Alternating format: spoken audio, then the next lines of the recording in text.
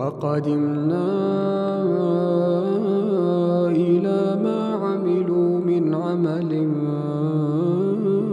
فجعلناه هباء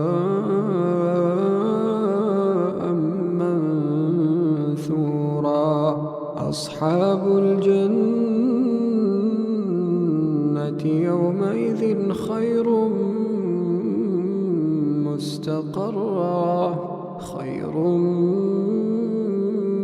مستقرا وأحسن مقيلا.